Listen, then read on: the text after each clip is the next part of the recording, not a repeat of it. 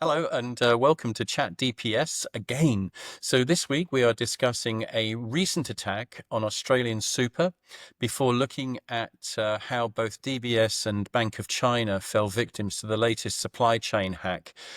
Robert's got a few tips for you.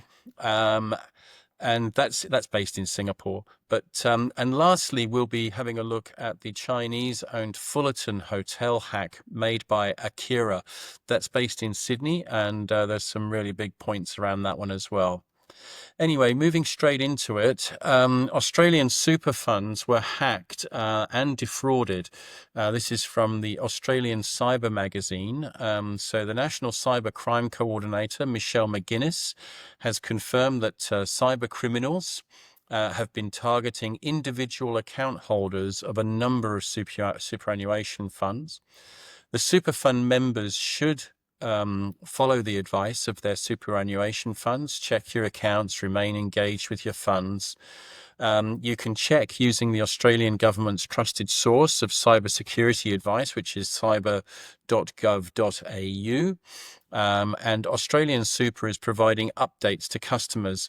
It's kind of a bit confusing, this one, because a statement read, even though you may not be able to see your account or you are seeing a $0 balance, your account is secure. Obviously takes a bit of trust in that one.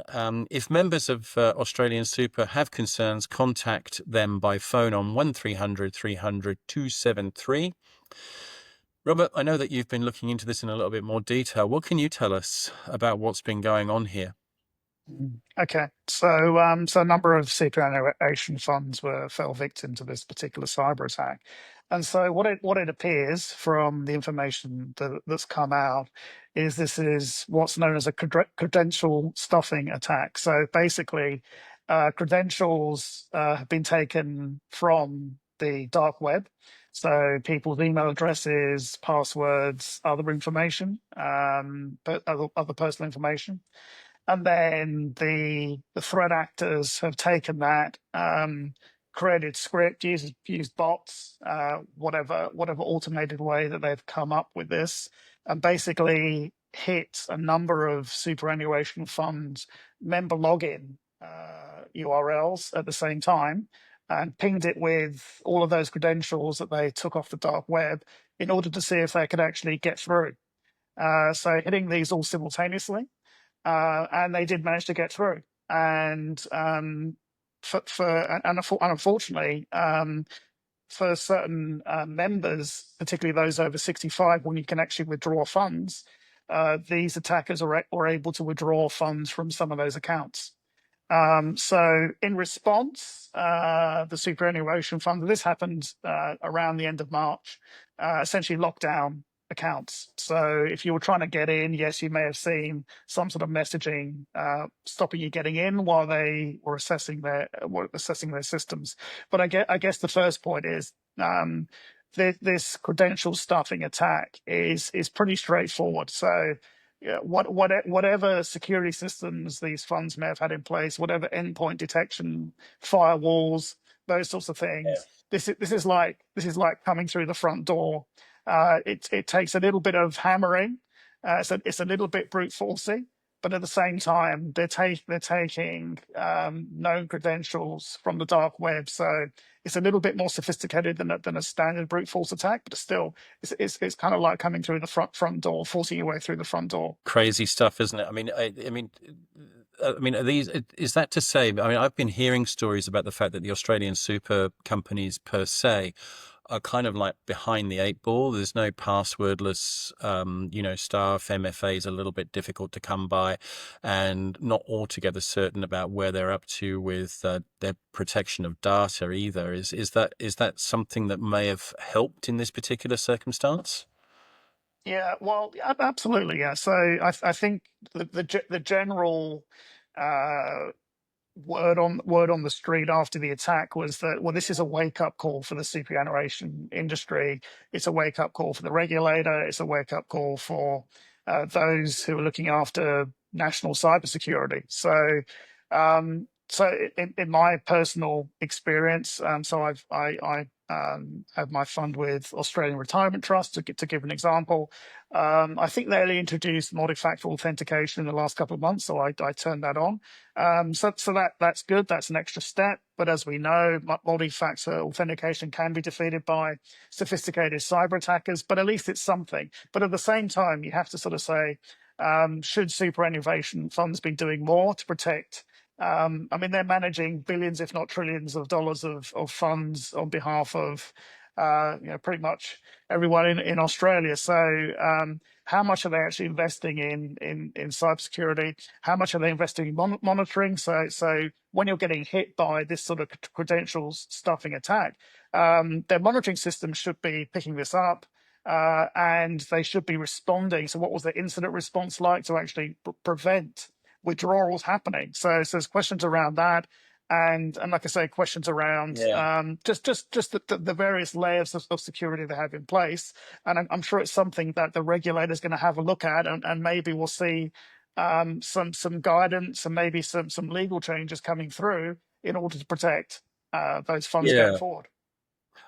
Yeah, maybe this is something that we'll need to pick up on in the future as we go through over the next few weeks, because this story is going to run for a little while yet. I mean, it's a very Yeah. personal story. Yeah, so Um, I think before we move on, I think it's worth saying. So you have the attack and you have the impact of the attack, but then you also have post-attack threats. So again, something that was put out by the ASD and the cyber director there was that you may then have opportunistic scammers who take advantage of this particular attack, yeah. try to send through SMS or emails to people saying you may have been attacked. Please click on this link, and therefore, you may actually have people falling victim to these follow-up attacks once a sort of a panic has kind of set in. So you have to be wary, of course, of being scanned post-attack. Yeah, it's a tasteless world, isn't it? Yeah. I am going to move on though. So up in Singapore, DBS and the Bank of China are in the news because customer data was compromised in a ransomware attack, which was done through a third-party vendor. This is a story from Yahoo Finance. So a recent ransomware attack on Topan Next Tech and TNT, a vendor responsible for printing customer statements for DBS Bank and for the Bank of China, who are all based in Singapore. So it's really important to make sure people are aware of the fact this is just in Singapore. So they're stating that around 8,200 DBS customers had their names, addresses, and loan details potentially compromised, while 3,000 Bank of China customers were also affected. Whilst the attack did not expose sensitive financial data or login credentials, it underscores the growing threat of ransomware attacks. Both banks are working closely with the Cybersecurity Agency and Monetary Authority of Singapore, MAS, to monitor affected accounts and communicate with customers. So another supply chain attack, Robert. I mean, Mhm. we keep on coming across them, don't we? Yeah, and yeah, it's a global thing, so it's not just Australia. It happens all over. And you look at banks, financial institutions. They tend to be pretty sophisticated when it comes to cybersecurity defense. But you're only as strong as your weak links, and sometimes those weak links are internal, and there might be individuals. Because we talk about how often human error is at fault for a cyber attack. Another area of weakness is supply chains, third parties. So, look, I know that that banks are often auditing their third parties in their supply chain to look at their standards of cybersecurity. But generally speaking, in my experience is that questionnaires are sent out to those third parties, and they tend to be fairly lengthy, but still. You have to sort of wonder what else could be done to increase the levels of cybersecurity standards amongst your supply chain. So, what auditing can you do to actually bring those levels up, particularly where they have personal information of your customers? should you be treating, your customers' data that's held by a third party in the way that you treat them within your own banking organization? And the answer is probably yes. So what are you doing to actually raise those levels with those third parties? So I think there's a lot of work to do around supply chain, and they're going to continue to be hit because, as I say, if you're a cyber attacker, who do you go after? Do you go after the sophisticated banking institution, or do you try and go through a weaker supply chain, third party supply chain vendor, Yeah, and and clearly look for the weaker points? absolutely 100% always go for the weakest points, isn't it? Mm. Moving on again. So the Fullerton Hotel and Resort confirms a hack, and this was impacting the Fullerton Hotel in Sydney. A story by cyberdaily.au. So this is a story about the Akira ransomware gang, and they've listed the Chinese-owned Fullerton Hotels and Resorts as a victim on its dark net leak site, and it's claiming to have stolen more than 140 gigabytes of data. So 148 apparently of essential corporate documents such as NDAs and corporate licenses, agreements and contracts, driver's licenses, passports and other employee and customer documents, financial data, audits, payments, payment details, and Akira, I think that it's pronounced, said Mhm. in its leaked post dated the 8th of April. So Akira casts itself as something of a penetration tester, and they do not normally release details of their demands. But the one message which struck home to me was, think of our actions as an unscheduled and forced audit of your network for vulnerabilities. Keep in mind that this is a fair price for it to go away. Um, this is a frightening thing. The other comment that they made was that we have reported. Oh, sorry, the Fullerton Hotel have said that they've reported the incident to the Office of the Australian Information Commissioner, and Mhm. they've also stated that they will be fully cooperating with the authority. So, kind of compliance in action, I guess. I've been hacked. I'm going to go and speak to the Office of the Australian um, Information Commissioner. That's all Mhm. very good. But every time I go to a hotel in Sydney, particularly, oh, can I have your credit card? No, you can't have my credit card. you know, but we need your credit card. Well, why do you need my credit card?